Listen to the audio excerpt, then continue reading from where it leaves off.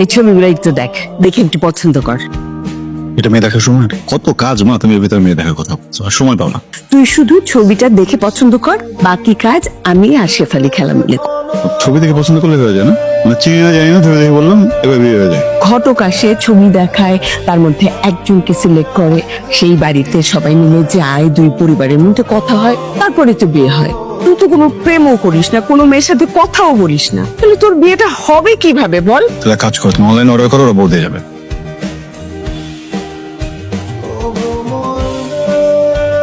লোকটা জানি কেমন ট্যাপ ট্যাপ করে তাকাই, জীবনে বোধ হয় মেয়ে দেখে নাই।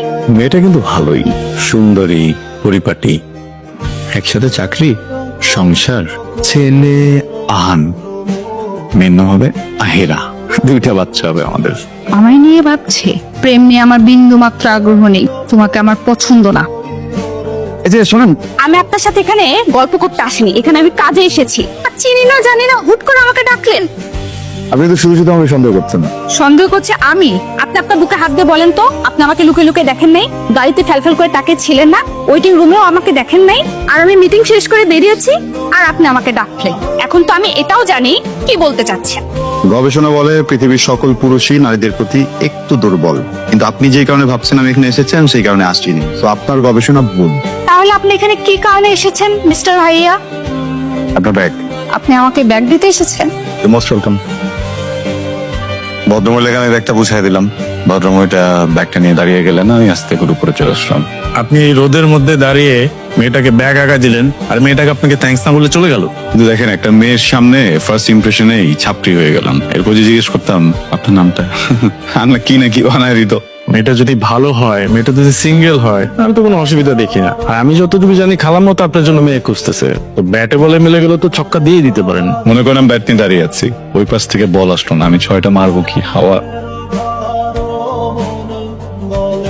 কেমন আছেন? এই যে হ্যালো, আপনাকে বলছি কেমন আছেন? ভালো। কারো যেন অপেক্ষা করছেন? প্রেম বাকি ছিল তো, চেক নিতে আসছি। আপনি? স্যাম্পল এনেছি, স্টিকার প্রোভাইড করি। আমিও সাপ্লায়ার, ফ্যাব্রিক ম্যাটেরিয়াল। আবির? রাহা। বাহ, মানে? সবকিছু মানে জানতে আছে, এর বেশি আর কিছু বলতে চাই না। বললে কি ফাঁসি হয়ে যাবে? প্রশান্তি। রাহা মানে অর্থ প্রশান্তি। কেন? আবিরের অর্থ রং।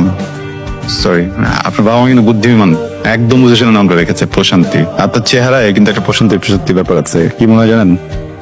একদম পরিচিত, অনেকবার দেখা একটা মানুষ। প্রশংসা করছেন?